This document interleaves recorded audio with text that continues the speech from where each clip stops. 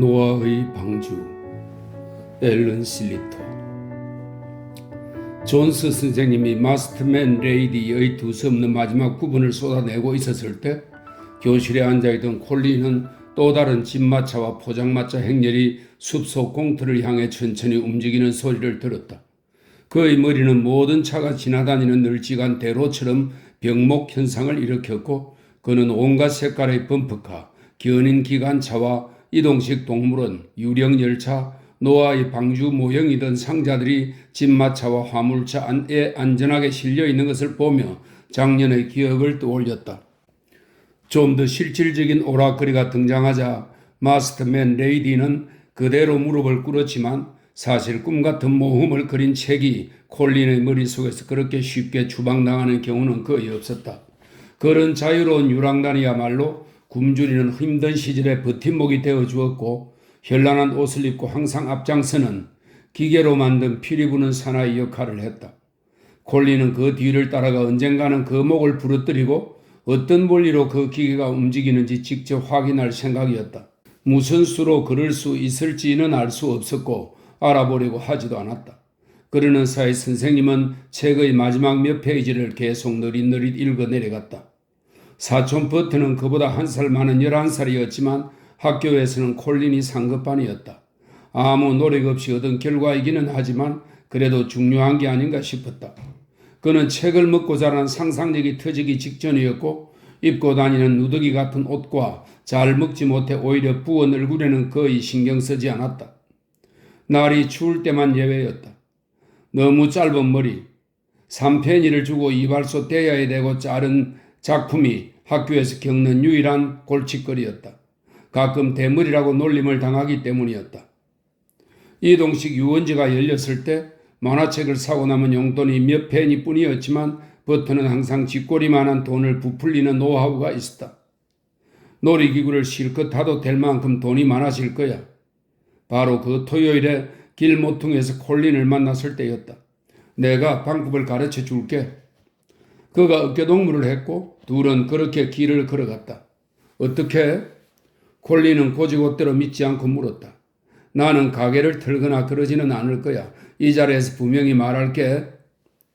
그런 짓을 저질러 봤던 버터는 그의 과거를 못마땅하게 여기는 말투를 감지한 한편으로 콜린은 한밤중에 상점 문을 따고 들어가 아무도 손대지 않은 사탕이던 큼지막한 병에 새까만 손을 넣을 만한 배짱은 분명 없을 거라는 생각에 우쭐해졌다.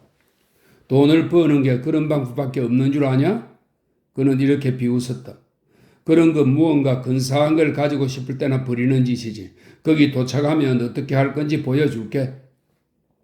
두 아이는 길모퉁이를 돌 때마다 북쪽 하늘에서 나지막이 들리는 짜릿한 소음을 의식하며 안개가 자욱한 길을 따라 걸었다. 얼럭벌럭한 구름이 유원지에서 반사된 조명 때문에 주황색으로 빛났다. 사방에서 훤히 보이는 유원지 조명은 무서운 골목대장처럼 두 아이의 의지를 무너뜨리며 아이들을 자기 심장 쪽으로 끌어당겼다. 놀이기구 하나당 1페니밖에 안 하면 우리 둘이서 2개씩 탈 수 있겠다. 콜린이 고개를 숙이고 주머니 속에 손을 넣어 어렵게 쌓은 재산을 꼭 쥔 채 반석이 깔린 도로변을 따라 걸으며 곰곰이 궁리한 끝에 이런 계산을 내놓았다. 그는 회전목마를 탈 수 있다는 게 기뻤지만 4펜스로 식탁에 뭘 올릴 수 있는지 생각하면 가슴이 찢어지게 아팠다. 4펜스면 빵 한 덩어리나 우유 한 병이나 스튜용 고기 약간이나 잼 한 병이나 설탕 한 봉지를 살 수 있었다. 콜린이 길모퉁이 상점에서 4펜스를 주고 우드바인 담배 10개비를 사가지고 가면 벽난로 옆에서 우울한 얼굴로 생각에 잠긴 아버지를 보느라 부글거리던 어머니의 속을 달랠 수 있을지 모른다. 아버지는 웃으며 담배를 받아들고 자리에 쓰려나 요란하게 어머니에게 입을 맞추고 되찾은 재산을 온 식구에게 나누어 주기라도 할 것처럼 행복한 사람이 되어서 차를 끓일 것이다.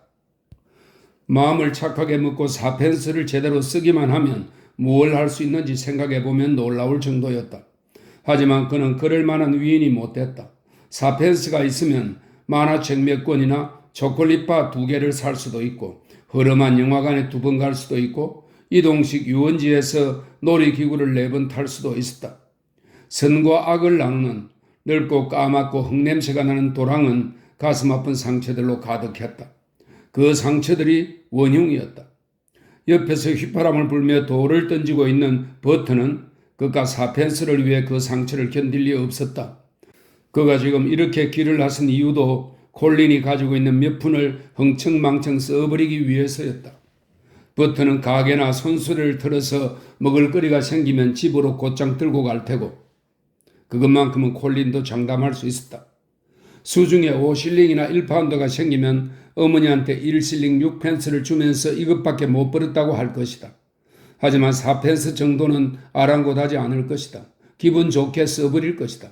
그건 콜린도 마찬가지였다.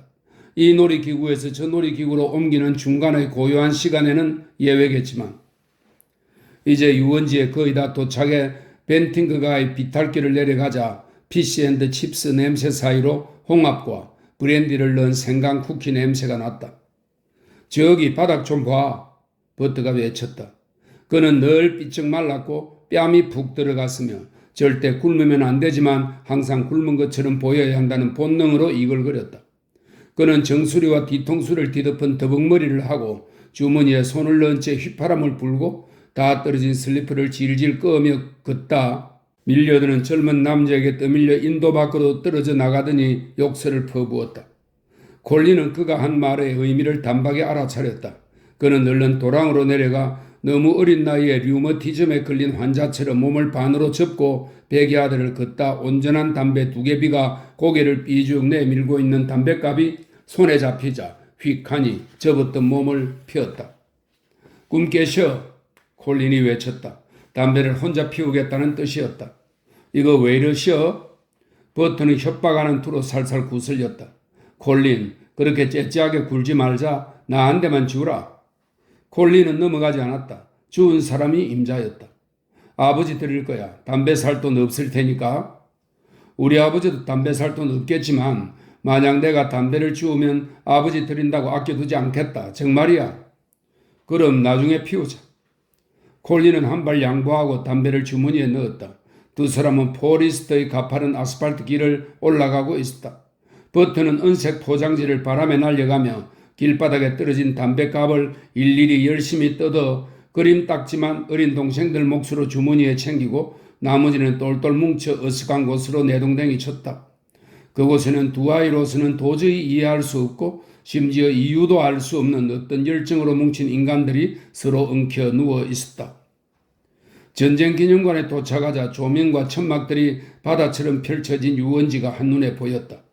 천막 양옆으로 으스름하게 보이는 수많은 집에 사는 사람들은 이 엄청난 야영대가 다음 주에 뿔뿔이 흩어져 다른 마을로 이동하면 좋아할 것이다.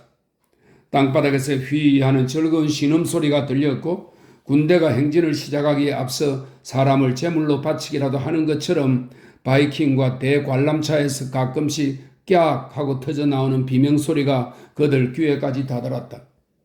얼른 가자. 콜린이 못 참겠다는 듯 동전을 만지작거리며 말했다. 이것저것 구경하고 싶어. 노아의 방주도 타고 싶고. 두 아이가 1페니 주고 산 브랜디를 넣은 생강 쿠키를 핥아 먹으며 유령 열차 옆을 지나가는데 해골로 가득한 그 안에서 여자아이들이 지르는 비명소리가 들렸다. 동전 굴려서 숫자 위에 올려놓는 게임으로 돈 좀 따가자. 버트가 말했다. 엄청 쉬워. 여자가 다른 데 보고 있을 때 숫자 위에다 동전을 올려놓기만 하면 돼. 그는 둘이 함께 뛰어들면 그나마 장난에 가까워지는 이런 계획을 콜린이 지지해 주길 바라며 열띤 어조로 말했다. 혼자 사기치기가 겁나서 그런 게 아니라 둘이 달려들면 뭐라도 슬쩍 하러 나온 게 분명한 아이 하나가 덤빌 때보다 쉽게 의심이 풀리기 때문이었다. 위험하잖아. 콜린은 뒤에서 팔꿈치로 사람들을 밀치며 이렇게 말했지만 사실 확신은 없었다. 그러다 들키면 어쩌려고? 동전 굴리기 노점은 까만 머리를 하나로 묶고 집시처럼 생긴 키 큰 여자가 여왕처럼 핵심부를 지키고 있었다. 그녀는 멍하니 앞을 보고 있었지만 콜린이 가까이 다가가 보니 아무리 사소한 것이라도 주위의 움직임을 거의 놓치지 않는 것이 느껴졌다. 이 손에서 저 손으로 동전 더미가 옮겨가면서 규칙적으로 쩔그렁거리는 소리가 시끄럽지는 않았지만 노점으로 사람들의 관심을 모으기에는 충분했다. 여자가 이따금 그 리듬을 깨고 가운데가 푹 꺼진 모자를 쓰고 나무 슬롯 2개를 조종해 한꺼번에 4페니를 굴리는 데 성공한 남자에게 전혀 아무렇지 않은 표정으로 동전 몇 개를 지급했다. 그래도 돈을 따지는 못할 거야? 진실을 간파한 버트가 콜린을 기회되고 속삭였다. 실제로 남자는 딴 돈보다 쓴 돈이 더 많았다. 열심히 머리를 굴리던 남자가 그의 말을 들었다. 누가 돈을 따지는 못할 거라고? 남자가 동전 5개를 다시 잃은 뒤 버트 쪽으로 몸을 휙 돌리며 따지듯 물었다. 아저씨가요? 버트가 대답했다. 내가? 남자의 외투가 벌어지면서 단추 주변에 남은 달걀과 맥주 자국이 보였다. 버트는 파란 눈을 반짝이며 조금도 물러서지 않았다. 예, 그거야 너 생각이고. 남자는 여자한테 동전을 몇 개 더 싹쓸이 당했으면서도 큰 소리를 쳤다. 버트는 잔인하게 따지고 들었다. 아저씨는 저런데도 돈을 땄다 그래요? 잘 보세요. 나는 그렇게 생각 안 해요. 모두의 시선이 사각형 사이에 서글프게 놓여있는 동전 3개 위로 꽂혔고 남자가 동전을 쌓아놓은 카운터 위로 버트의 손이 움직였다. 콜린은 그 광경을 보며 숨을 참았다. 무섭기도 했지만 버트에 대해 모르는 것이 없음에도 불구하고 놀라웠다. 1실링 6펜스가 버트의 손바닥 안으로 들어가는가 싶더니 움켜진 까만 손가락 사이로 당장 자취를 감추었다. 버트는 다시 동전 몇 개를 향해 다른 쪽 손을 뻗었다가 손목을 붙잡혀 오도가도 못하게 되자 소리를 질렀다. 아야, 에이씨, 아프잖아요. 좀 전까지만 해도 술기운에 몽롱했던 남자의 눈이 이제는 노여움으로 날카롭게 번뜩였다. 그 손가락을 어디서 함부로 놀리냐, 이 도둑놈아. 얼른 동전 내놓지 못하냐? 콜린은 창피해서 빙글빙글 돌아가는 회전목마 속으로 숨어버리고 싶은 마음뿐이었다. 버터의 까만 손이 압력에 못 이겨 꽃잎을 하나씩 떨어뜨리는 장미처럼 벌어지자 동전들이 떨어졌다. 이건 내 돈이에요. 버터는 투덜거렸다. 도둑놈은 내가 아니라 아저씨구먼요. 게다가 사람까지 못 살게 굴고 자리가 나면 얼른 굴리려고 손에 쥐고 있던 거라고요. 나는 다른 데 보고 있었어요. 여자는 골치 아픈 일에 휘말리지 않으려고 이렇게 말했다. 아무한테서도 도움을 못 받게 되자 남자는 펄펄 뛰었다. 내가 바본 줄 아냐? 내가 장님인 줄 알아? 나더러 돈을 훔쳤다고 하는 걸 보니까 그런 모양이네요? 버트는 차분하게 대응했다. 콜린은 거들어야 할 것 같은 기분이 들었다. 저앤 돈을 훔치지 않았어요. 그는 최대한 순진한 표정을 지으며 진지하게 말했다. 저는 저 애하고 모르는 사이지만 어떻게 된 일인지 알아요. 지나가다 보니까 자기 주머니에서 이 펜스를 꺼내 내려놓고 있더라고. 이런 도둑놈들 같으니라고. 남자는 성난 목소리로 대꾸했지만 성산 없는 궁지에 몰렸다. 풀려난 셈이었다. 얼른 꺼져버려. 안 그러면 경찰을 부를 테다. 버터는 꿈쩍하지 않았다. 이 펜스 돌려줘요. 우리 아버지 텃밭에서 감자 캐고 잡초 뽑으면서 힘들게 번 돈이라고요. 여자는 멍한 얼굴로 청청히 싼 동전을 이 손에서 저 손으로 옮기기만 했고 그 뒤로 그녀의 빈약한 섬을 둘러싸고 사람들이 떼거리로 소용돌이 치고 서로 떠밀며 지나갔다. 남자는 억척스러운 표정으로 모자를 앞으로 푹 눌러선 채 가진 돈을 모두 끌어안고 있다. 패자가 될 수밖에 없는 운명에 굴복하고 동전을 모두 쓸어 담았다. 그래도 끄림치겠는지 버트한테서 이 펜스를 챙기지 않고 더 나은 행운을 바라며 다른 노점으로 옮겨갔다. 너희 이야기 듣더니 아무 말도 못하네? 버트가 이렇게 말하고 이제 1실링 8펜스가 생겼다는 뜻에서 콜린을 보며 윙크했다. 1시간 동안 잔치가 벌어졌고 그렇게 많은 돈을 본 적이 없었던 콜린은 불을 밝힌 유원지의 탐욕스러운 촉수로부터 몇 푼이나마 지키고 싶었다. 하지만 촉수한테 항복을 한 건지 아니면 생포가 된 건지 손이 건질거리는 것을 참지 못하고 새우와 솜사탕을 먹고 케이크워크에 참가하고 미끄럼을 타느라 다 써버렸다. 두 아이는 맛보기 쇼가 펼쳐지고 있는 앞을 지나갔다.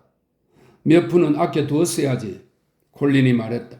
다시 가난뱅이가 된 것이 낯설게 느껴졌다. 뭐하러 아끼냐? 버트가 말했다. 다 쓰고 또 벌면 되지. 아프리카 의상으로 몸을 반만 가린 채 풍만한 가슴 위로 뱀을 감고 매표소 옆에 서 있는 여자가 보이자 그는 말을 하다 말고 그 자리에 그냥 붙어버렸다. 콜린은 그의 말을 따지고 들었다. 번 돈을 모으면 오스트레일리아나 중국도 갈 수 있잖아. 나는 외국 여행을 하고 싶은데. 그러다 버트를 팔꿈치로 국 찌르며 이야기를 계속했다. 그나저나 뱀이 웬일로 물질 않냐? 신기하다. 버트는 웃음을 터뜨렸다.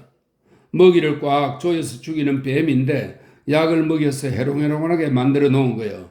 나도 외국 여행하고 싶지만 군에 입대할 거다. 뭐하러 입대하냐? 콜린은 회전목마 쪽으로 앞장서서 걸었다. 조만간 전쟁이 벌어지면 죽을지 모르잖아.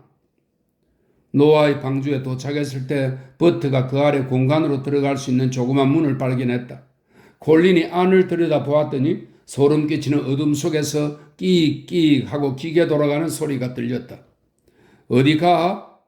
버트가 머리 위에서 위아래로 쌩쌩 날아다니는 동그란 놀이기구를 피하느라 몸을 반으로 접은 채 벌써 저만치 걸어가고 있었다. 콜린이 보기에는 위험하기 짝이 없는 일이었다. 한 대 맞거나 아무 생각 없이 허리를 펴었다가는 오스트레일리아고 뭐고 잿빛 모래에 대가리를 받고 당장 골로 가는 수가 있었다. 그런데 버트가 어찌나 침착하게 균형 감각을 자랑하든지 콜린도 무수하며 끌려 들어갔다. 그는 엉금엉금 기어가서 버트를 따라잡은 뒤 그의 귀에 대고 고함을 질렀다. 뭘 찾는 거야? 동전. 버트도 시끄러운 소음위로 크게 외쳤다. 그들은 한 푼도 줍지 못하고 다시 속 편하게 사람들 틈바구니에 섞였다. 둘 다 배가 고팠고 콜린은 4시에 차를 마신 뒤 5시간은 지났을 거라고 속으로 중얼거렸다. 너무 배가 고파서 미치고 팔짝 뛰겠다. 나도. 버트도 맞장구 쳤다. 내가 어떻게 하는지 잘 봐. 모자를 쓰고 하얀 목도리를 두른 젊은 남자가 특대형 솜사탕을 야금야금 먹고 있는 아가씨와 팔짱을 끼고 사람들 틈바구니 속에서 등장했다. 버트가 다가가 몇 마디 건네자 젊은 남자는 주머니 속에 손을 넣고 무슨 농담으로 아가씨를 웃기더니 무언가를 버트에게 주었다. 뭐야? 버트가 돌아왔을 때 콜린이 물었다. 기발한 버트가 뭘 받아왔는지 보여주었다. 1페니. 가서 배고프다고 돈 좀 달라 그랬어. 나도 해봐야지. 콜린도 자기 몫을 하고 싶었다. 하지만 버트가 뒤에서 잡아 끌었다. 주변에 잘 차려입은 중년 부부밖에 없기 때문이었다. 저 사람들은 땡전 한 푼 안 줄 거요. 데이트하는 커플이나 혼자 나온 사람을 잡아야 돼. 그런데 콜린이 접근한 혼자 나온 남자는 호락호락하지 않았다. 1페니는 1페니였다. 담배를 2개비하고 반은 살 수 있는 돈이었다. 그걸로 뭐 하게? 배가 고팠어요. 생각나는 말이 그것뿐이었다. 남자는 헛웃음을 쳤다. 나도 배가 고픈데? 내가 아저씨보다 더 배가 고플 거예요. 아침 먹은 뒤로 쫄쫄 굶었어요. 남자는 머뭇거리다 주머니에서 동전을 한 움큼 꺼냈다. 구걸하다 경찰한테 들키지 않게 조심해라. 잡히면 소년은 신세를 져야 할 테니까. 잠시 세어보니 모두 12펜스였다. 엄마가 줄기차게 말했던 것처럼 쫄라야 뭐라도 생기는 거야. 버트는 이렇게 말하며 씩 웃었다. 그들은 노점에서 한 컵 가득한 차와 빵 한 접시를 사서 배가 터지도록 먹었다. 근처에서 대관람차가 사람들을 싣고 구름까지 올라 유원지 전체를 감질나게 보여준 뒤 휙 하고 내려오면 매번 아가씨들의 짐승 같은 비명이 허공을 갈랐다. 콜린은 이 소리를 들으며 몸서리치다 무서워서 지르는 비명이 아니라 재미있어서 지르는 비명임을 뒤늦게 알아차렸다. 이제 좀 괜찮아졌다. 그는 이렇게 말하며 카운트에 컵을 내려놓았다. 그들은 포리스트 변두리의 난간 근처에 세워진 대형 포장마차 주위를 맴돌며 계단과 출입구, 침대와 가운데가 불룩한 난로, 여러 색으로 예쁘게 칠한 닫혀있는 문을 기웃거렸다. 문에는 묘한 무늬가 새겨져 있어 콜린을 매료시키며 본토에 한번 다녀왔던 때를 생각나게 했다. 집시, 이동식 유원지, 극장, 이 3가지가 그에게는 하나였고 지상천국이었다. 그의 주변을 둘러싼 높은 등불을 헤치고 새로운 세상으로 들어갈 수 있게 하는 가느다란 교두보였다. 나무 계단으로 나와 앉아있는 아이들의 이글이글 타는 눈빛 속에 그들을 잇는 연결고리가 들어있었다. 그런데 콜린이 바짝 다가가 자세히 들여다보자 한 아이가 놀라서 소리를 질렀고 포장마차 안에서 덩치 큰 어른이 뛰어나와 그들을 내쫓았다. 음식을 파는 노점과 견인기관차에서 흘러나오는 연기를 맡으며 불을 밝힌 파라솔과 장대에 내건 조명 사이를 지나 빽빽한 사람들의 물결 속으로 파고들었을 때 콜린이 버터의 팔을 잡았다. 돈 다 써서 노아의 방주 탈 돈이 없잖아. 걱정 마셔. 무작정 올라탄 다음 이 자리에서 저 자리로 계속 옮겨다니면 돈 걷는 사람 눈에 띌 일도 없고 붙잡히지도 않을 테니까. 알겠어? 콜린은 그 어감이 마음에 안 들었지만 노아의 방주 계단 쪽으로 다가가 구경꾼들 사이를 비집고 들어갔다. 내가 먼저 탈게. 버트가 말했다. 어떻게 하면 되는지 잘 봐. 그런 다음 너도 따라해. 그는 먼저 사자에 올라탔다. 콜린은 난간 옆에 서서 유심히 관찰했다. 방주가 돌기 시작하자 버트는 한가운데 오두막집 같은 곳에서 나온 직원 바로 뒤에 있는 수탈거로 영리하게 자리를 옮겼다. 회전목마가 금세 최고 속도로 돌아가자 콜린은 동물을 분간할 수 없었고 시끌벅적 돌아가는 와중에 버트마저 놓칠 때도 많았다. 잠시 후 세상이 멈추었고 그의 차례가 됐다. 한 번 더 탈 거야? 버트는 아니라고. 2번 타는 건 똑똑한 짓이 못 된다고 했다. 콜린은 나쁜 짓이고 그보다 더 중요하게는 위험한 짓인 걸 알고 있었다. 하지만 언뜻 서치는 나무로 만든 동물의 얼굴 위에 인간의 속력과 힘을 넘어섰다는 훈장을 붙이고 빙빙 도는 노아의 방주가 눈앞에 보이면 돈이 있건 없건 겁이 나건 안 나건 멈출 때까지 그 성강대에 들러붙어 격렬한 들썩임을 구경하게 된다. 황홀한 노아의 방주를 한 번만 타고 나면 그 지칠 줄 모르는 에너지가 앞으로 1년 동안 충만할 것 같고 다 타고 난 뒤에도 내리기가 싫고 아프거나 굶어서 죽을 때까지 영원히 그 자리에 머물러야 될 것 같았다. 콜린은 원 바깥쪽에 호랑이를 붙들고 혼자 올라탔는데 걱정이 되기도 했고 불시에 위아래로 오르내리자 살짝 멀미가 났다. 첫 번째로 속도가 느려지는 시간이 찾아왔을 때 그는 버트를 향해 손을 흔들었다. 잠시 후부터 회전목마의 속도가 점점 빨라지자 호랑이를 붙잡고 있던 손을 놓고 조금 전에 나타나 요금을 걷기 시작한 직원의 뒷공무니를 쫓아야 할 순서가 되었다. 손가락 하나만 미끄러져도 달콤했던 시간은 끝나고 바깥쪽 난간으로 날아가 산산조각이 나든지 아니면 난간에 기대고 있던 사람을 산산조각 내는 건 아닌가 싶어 겁이 났다. 하지만 그는 덜컥 내려앉은 심장을 달래며 힘껏 뛰었다. 이 동물에서 저 동물로 몸을 날리는 순간에만 공포가 쏟아졌다. 이런 상태에서 그 때문에 옆에 있던 커플이 거의 떨어질 뻔했고 복수를 하러 나선 남자의 손이 바람을 일으키며 그의 뺨을 아슬아슬하게 스쳤다. 얼룩말 위로 안전하게 자리를 잡은 뒤에도 보복성 주먹질이 계속 이어지자 그는 남자를 향해 혀를 내민 다음 다시 한번 얼룩말을 잡았던 손을 놓았다. 한참을 앞으로 뛰었는데도 허리를 굽힌 직원의 등판이 보였다. 그는 지그재그로 헷갈리게 움직이다. 이제는 남은 동물이 거의 없을 때 좀 더 안전한 가운데 쪽으로 들어가 쿵쾅거리는 더럼과 심벌저 지붕 밑에 자리를 잡고 어느 시점에서 버트를 향해 미친듯이 손을 흔들까 생각했다.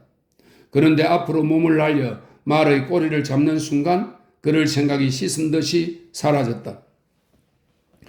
여자들이 지르는 비명소리로 미루어 회전목마가 돌아가는 속도가 더 빨라진 모양이었다. 움직임이 서툴렀던 콜린은 몇 야드 앞에 있는 직원의 능수능란함에 부러웠고 똑같은 모험을 너무나 침착하게 완수했던 버트가 존경스러웠다. 위기를 시시각각 의식하다 보니 요금을 받는 직원에게 붙잡히는 것보다 대포알처럼 날아가 목재와 철제 난간에 부딪힐까봐 조마조마했다. 환장하겠네. 그 입에서 욕이 튀어나왔다. 하나도 재미없구먼. 그는 쓴웃음을 지으며 아래쪽으로 몸을 날렸고 더 빨라진 속도를 등에 업고 둘이서 타는 용에 안착했다. 그는 비어있던 악어 위에서 잠시 숨을 돌린 다음 직원과 일정한 거리를 유지하기 위해 개미핥기 위로 폴짝 뛰었다. 그런데 지금쯤이면 회전목마가 멈추었어야 하지 않나 싶은 생각이 들었을 때 직원이 갑자기 몸을 돌리더니 거꾸로 거슬러 올라오며 돈을 안 낸 사람이 없는지 확인하기 시작했다. 전에 없던 일이었다.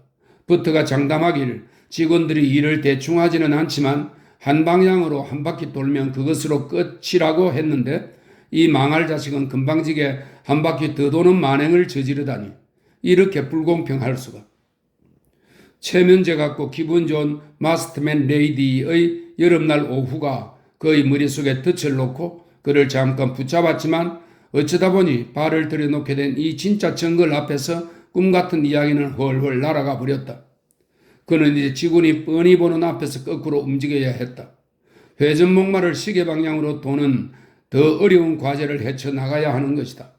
그것은 불가능한 일처럼 느껴졌고 단단하게 고정되어 있는 통로 쪽으로 뛰어내릴까 하는 성급한 생각이 언뜻 머리를 스쳐 지나가기도 했다.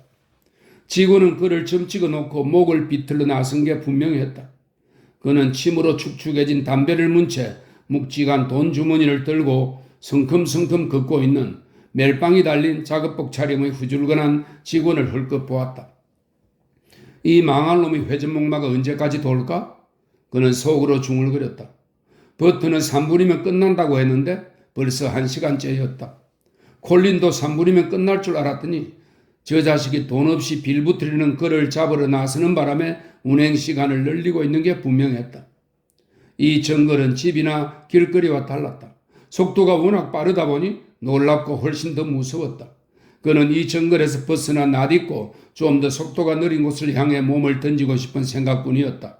물론 거기에서도 언젠가는 끊일 줄 모르는 고통 때문에 다른 데로 뛰쳐나가게 되겠지만 그는 왔던 길을 되짚어갔다. 개미핥기와 용과 악으로 이루어진 피난처는 천천히 움직였지만 말에서 조랑말로, 호랑이로, 그러다 다시 사자로, 수탈거로 뛸 때는 속도와 자신감이 붙었고 손에 잡은 주둥이나 귀나 꼬리에 애정이 느껴질 지경이었다. 악당은 마음 편할 날이 없다는 것이 그의 어머니가 입버릇처럼 한 말이었다. 하지만 나는 악당이 아니야. 그는 속으로 이렇게 중얼거렸다. 그래도 마음 편할 날은 없겠지만 마음 편할 날은 바라지도 않아. 별로 바라지도 않아.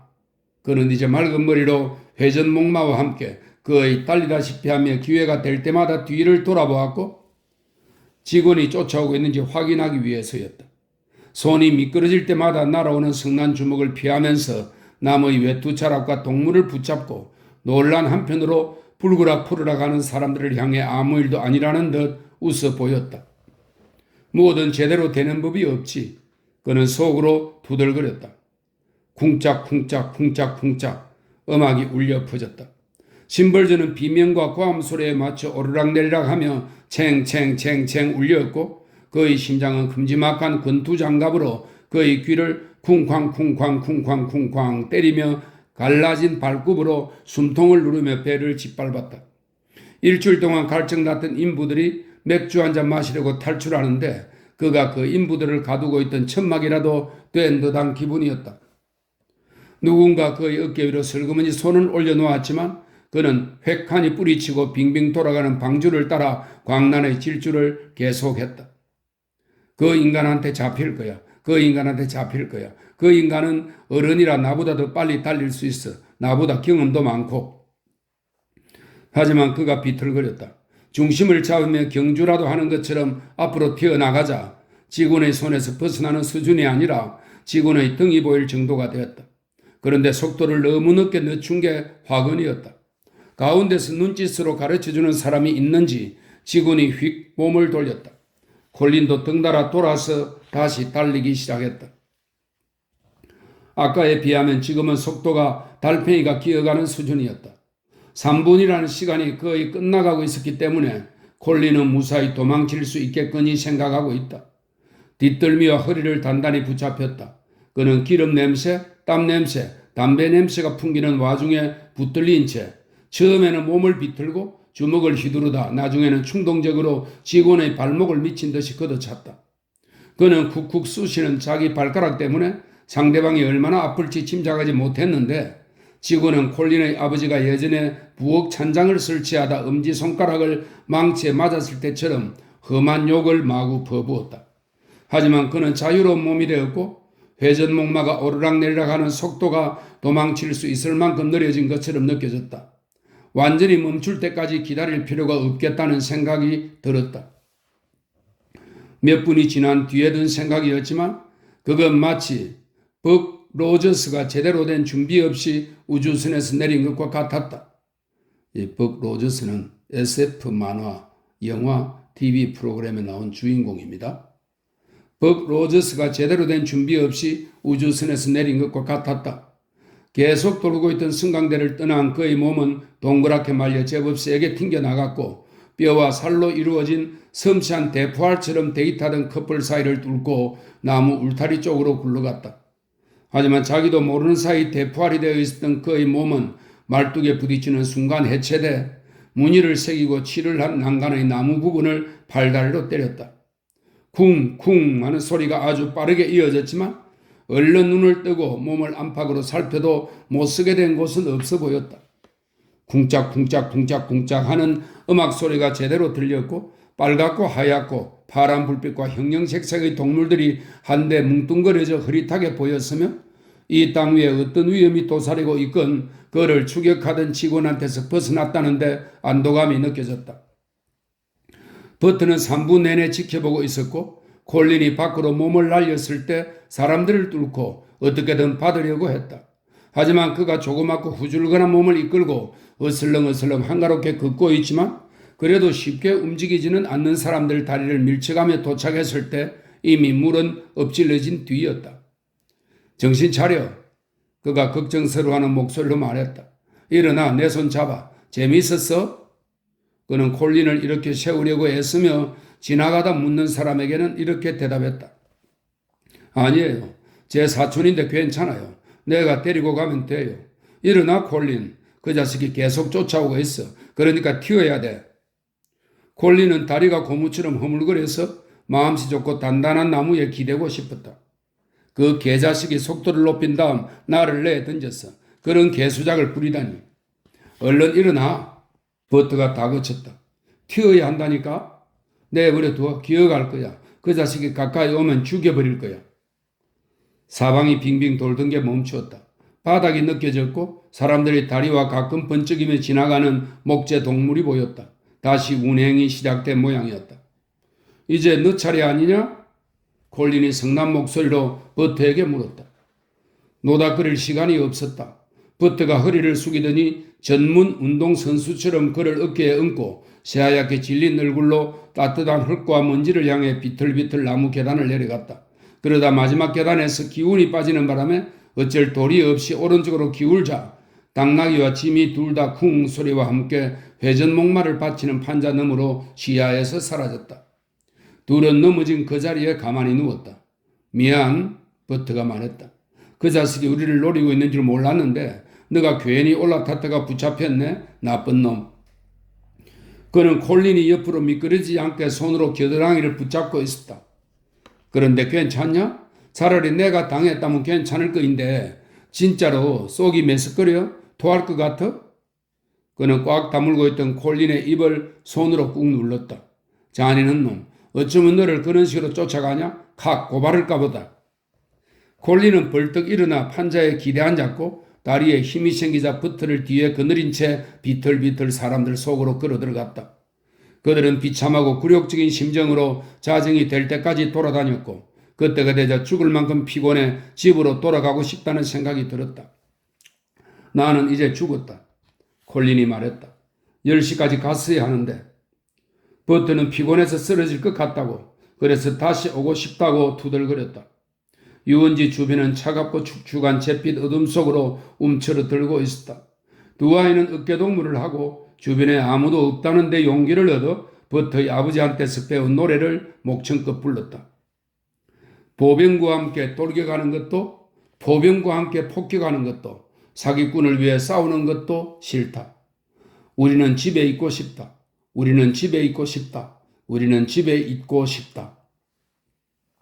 두 아이가 쉰 목소리로 선명하고 우렁차게 부른 노래가 슬리퍼를 신은 발과 쩍 벌린 입과 서로의 어깨에 얹은 팔을 타고 길모퉁이를 돌았고 아무도 없는 영화관과 습기 찬 묘지를 지날 때는 두 배로 울렸다.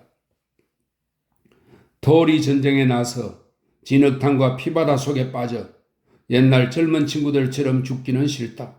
우리는 일을 하고 싶다.